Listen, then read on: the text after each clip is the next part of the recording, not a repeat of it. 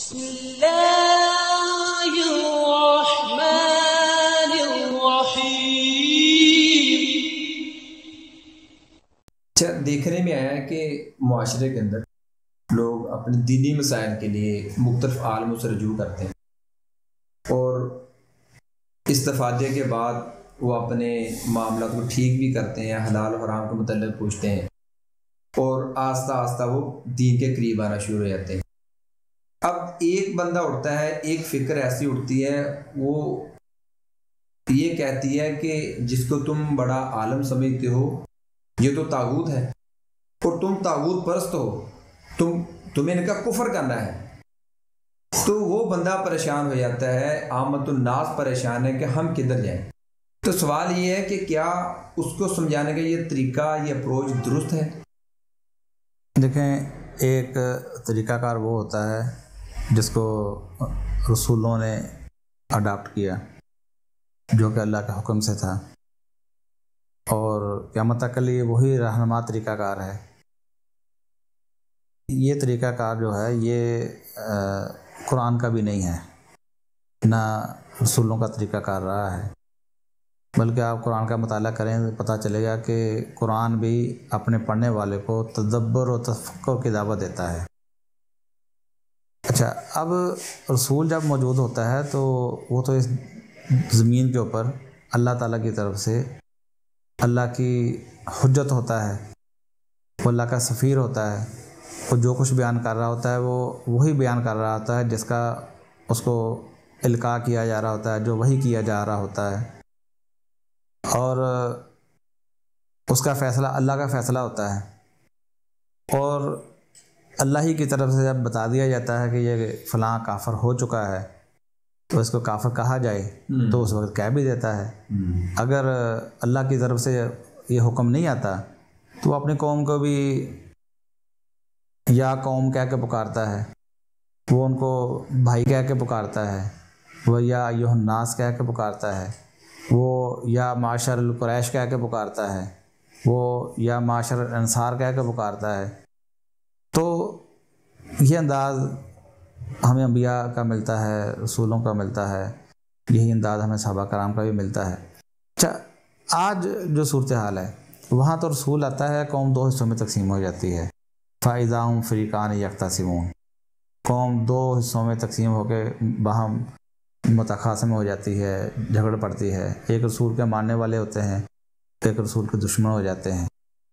تو آج جو کوئی ایسی تحریک اٹھے،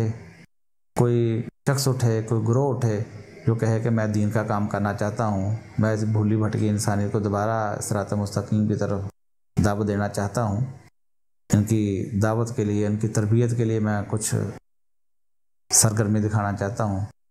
تو اس کا طریقہ کار یہ نہیں ہے کہ آپ پہلے ان کے بڑوں کو طاغوت قرار دیں اور ان کو کافر قرار دیں اور ان کو کہ آپ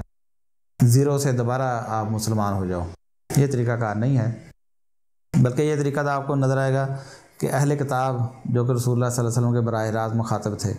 ان سے بھی کہا گیا تعالوا الی کلمۃ سواء بیننا و بینکم الا نعبد الا اللہ، آؤ اس کلمے کی تو جو تمہارے اور ہمارے درمیان یکساں ہے کہ ہم اللہ کے علاوہ کسی اور کی بندگی نہ کریں، ولا یتخذ بعضنا بعضا اربابا من دون اللہ، اور ہم میں سے کوئی ایک دوسرے کو اللہ کو چھوڑ کر اپنا رب بھی نہ بنائے۔ تو اب یہ انداز پیغمبر کا ہے جو اللہ کا سکھایا ہوا ہے۔ آج اگر اسی طریقے کو اپنایا جائے تو جو اسلام کے نام لیوا جتنے بھی گروہ موجود ہیں، تو کتنی چیزیں ہیں جو باہم ایک جیسی ہیں، جن کے اوپر اتفاق ہے۔ محمد رسول اللہ صلی اللہ علیہ وسلم کے آخری رسول ہونے کے اوپر اتفاق ہے، قرآن مجید کے اللہ کی آخری کتاب ہونے کے اوپر اتفاق ہے، قرآن کو حجت ماننے کے اوپر اتفاق ہے، یوم آخرت کو ماننے کے اوپر اتفاق ہے، فرشتوں کو ماننے کے اوپر اتفاق ہے۔ تو یہ ساری چیزیں جو ایمان کے بنیادی مطالبے ہیں سب کے اوپر اتفاق ہے۔ اسلام کے جو 5 ارکان ہیں ان کے اوپر اتفاق ہے، اصول حدیث کے اوپر اتفاق ہے، اصول فقہ کے کتنے اصول ہیں جن کے اوپر اتفاق ہے۔ تو آج تو یہ کام آسان ہے، آج صرف کرنا یہ ہے، دیکھیں امتی جو ہے، امتی میں کوئی پیغمبر کے درجے پہ فائد نہیں ہو سکتا۔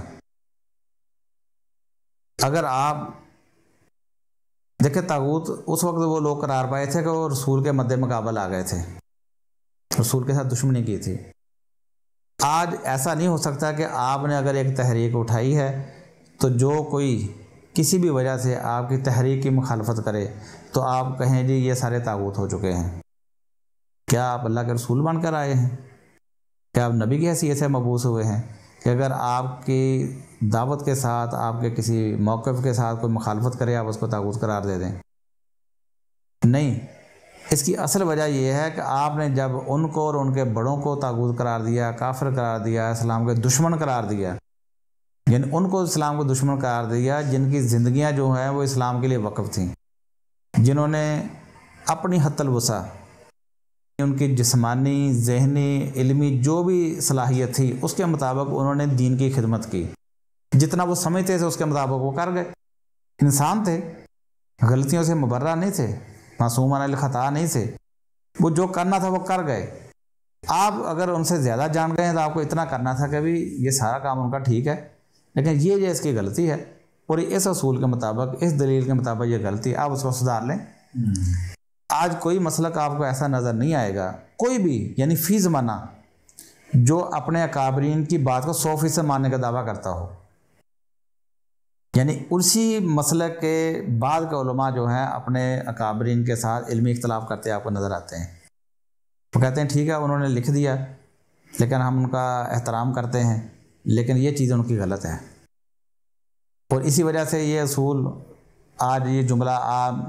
تقریباً سارے مسالک استعمال کرتے ہیں، خذ ما صفا ودع ما قدر، اکابرین کا جو اچھا ہے اس کو لے لو اور جو ناقص ہے، ردی ہے، اس کو چھوڑ دو۔ اچھا، پھر دوسری بات یہ ہے کہ اگر آپ دیکھیں کہ شروع کا ائمہ سے بھی آپ لے لیں، امام مالک سے لے لیں، کہ اگر ان سے بھی کوئی کہتا ہے کہ فلاں شخص آپ سے اختلاف رکھتا ہے، وہ کہتا ہے کہ رکھ سکتا ہے، یہ صرف ایک ہی ہستی ہے یعنی محمد رسول اللہ صلی اللہ علیہ وسلم جن سے اختلاف نہیں کیا جا سکتا، باقی سب ہر انسان سے اختلاف ہو سکتا ہے، یعنی انہوں نے اس کا کوئی برا نہیں مانتے تھے۔ آپ کو امام ابو حنیفہ کے اقوال بھی ملتے ہیں، امام شافعی کے اقوال بھی ملتے ہیں، امام احمد حنبل کے بھی اقوال ملتے ہیں، اور بھی جن کو بھی کسی دور کے اندر جن کے شاگردوں کی کثرت رہی ہے ان کے اقوال ملتے ہیں۔ وہ بھی میری بات اگر قرآن و حدیث کے خلاف ہو، میرے فتوے کے خلاف اگر آپ کو کوئی حدیث مل جائے یا کوئی بھی دلیل مل جائے، آپ میری بات کو اٹھا کر دیوار پہ ماریں، جو درست بات ہے اس کو آپ لے لیں۔ جس شخص نے یہ بات کہہ دی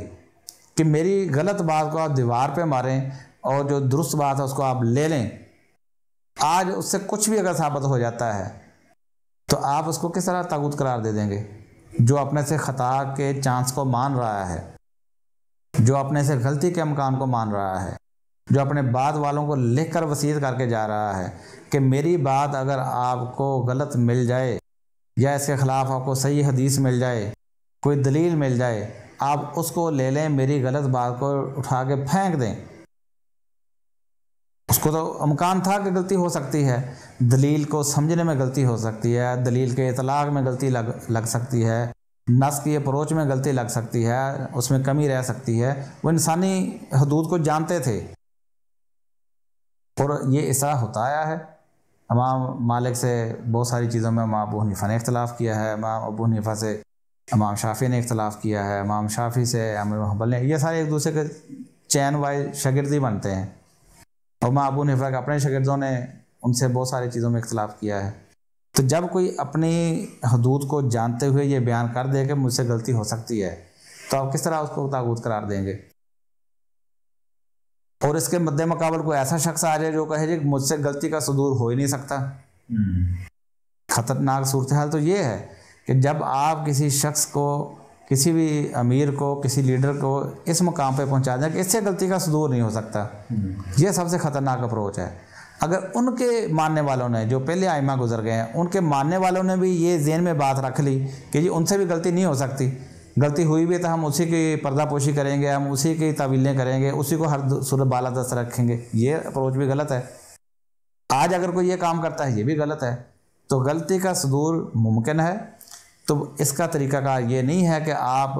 ان کی ساری دینی خدمات کو، دینی مسائل کو آپ نظر انداز کرتے ہوئے ان کو آپ طاغوت و کافر قرار دے دیں۔ ہاں عین ممکن ہے کہ کچھ شخصیات ایسی بھی گزری ہیں جنہوں نے ایسے نظریات دیے کہ جو قرآن کے منافی تھے، صحیح حدیث کے منافی تھے، اسلام کی روح کے منافی تھے۔ مثلا وحدت الوجود کا نظریہ ہے، وحدت الشہود کا نظریہ ہے، فنا فی اللہ کا نظریہ ہے، کسی امتی کے اوپر الہام، وحی، القاء وغیرہ کے کشف کے دعوے کرنا، یہ قرآن و سنت کے منافی ہے۔ بھئی ہم کیا کہہ سکتے ہیں؟ بھئی یہ چیزیں فلاں آیت فلاں حدیث کی روشنی میں یہ ثابت نہیں ہے، یہ ان آیتوں کے خلاف ہے۔ اگر اس شخصیت نے، اس ہستی نے یہ ایسا دعویٰ کیا ہے تو یہ قرآن و سنت کے خلاف ہے۔ آپ بتا سکتے ہیں، یہ ہے علمی اپروچ کہ آپ علمی اختلاف کریں۔ جب آپ علمی اختلاف کریں گے تو وہ زد چاہے پھر کسی کے اوپر بھی پڑے، نام لے لے کے اس کی تکفیر کرنا، طاغوت قرار دینا، کیونکہ آج کسی کی تکفیر کرنا یا طاغوت قرار دینا یہ گالی کے معنی بن چکا ہے آج لفظ، حالانکہ ہوتا یہ بھی ایک حقیقت کا اعتراف ہے۔ لیکن معاملہ یہ کہ کیا وہ بھی دلی طور پر کفر کو اختیار کیے ہوئے تھا؟ سوال یہ پیدا ہوتا ہے۔ آج ہم یا کوئی بھی گروہ جن نظریات کے اوپر بھی قائم ہے، دوسرے کے نزدیک تو وہ تکفیر کے اوپر ہے، وہ کفر کے اوپر ہے، لیکن آپ کبھی اپنے گریبان میں جھانک کے دیکھیں کہ کبھی آپ کے وہم و گمان میں آیا کہ آپ ایک لمحے کے لیے بھی اللہ کے کافر بن جائیں یا اسلام کے کافر بن جائیں؟ آپ آج جس گروہ کے اندر بھی ہیں، جس جماعت کے اندر، جس تنظیم کے اندر بھی ہیں، اس سے پہلے جس گروہ کے اندر تھے، کیا اس وقت آپ اپنے آپ کو اسلام کا دشمن سمجھتے تھے؟ آپ نے 5 جماعتیں تبدیل کی، کیا آپ پہلی سے لے کر 5ویں تنظیم تبدیل کرنے تک کس لمحے میں آپ نے آپ کو سمجھتے تھے میں اسلام کا دشمن ہوں یا میں قرآن کی آیتوں کا انکار کر رہا ہوں؟ ہاں، جب آپ کو علم آ گیا، آپ کو معلوم ہو گیا کہ ہاں بھئی یہ میرا عقیدہ قرآن کے خلاف ہے، حدیث کے خلاف ہے، یہ بدعت ہے، یہ شرک ہے، یہ گمراہی ہے، یہ ضلالت ہے، آپ نے اس کو چھوڑ دیا۔ لیکن جب آپ کر رہے تھے اس وقت آپ اس کو عین اسلام سمجھ کے کر رہے تھے۔ تو اسی طریقے سے جن لوگوں نے ہم تک جو کچھ بھی پہنچایا اس کو عین اسلام سمجھ کے، ان کی ذہنی سطح یہ تھی، ان کی علمی اپروچ یہ تھی، ان تک اسی طرح کے پہنچا تھا جو انہوں نے آپ تک پہنچا دیا۔ آپ صرف دلائل کو پیش نظر رکھتے ہوئے ان نظریات کا رد کریں، یہ بہترین طریقہ کار ہے۔ یہی آج ایک امتی کے کرنے کا کام یہی ہے۔ لوگوں کی آخرت کا فیصلہ نہ کریں، ان کے جنت و جہنم کا فیصلہ نہ کریں، ان کے ایمان و کفر کا فیصلہ نہ کریں، کیونکہ وہ اپنے آپ کو مسلمان کی حیثیت سے متعارف کراتے رہے ہیں، اسلام کی ہی خدمت اپنے طور پر کرتے رہے ہیں، لیکن غلطی کا امکان کو مانتے رہے ہیں۔ اس وجہ سے ہمارے پاس یہ اختیار نہیں ہے، کسی امتی کے پاس اختیار نہیں ہے کہ کسی ایسے شخص کی تکفیر کرے، اس کو طاغوت اور اسلام کا دشمن قرار دے جو کہ اپنی طرف سے اسلام کی خدمت کر رہا ہو۔ ہاں، ایک شخص خود اقرار کر رہا ہے کہ بھی میں اسلام کا دشمن ہوں، میں اسلام کو نہیں مانتا، تو اس میں تو پھر اس نے خود ہی قبالِ جرم کر لیا، آپ کا کچھ فتویٰ لگانے کی ضرورت ہی نہیں۔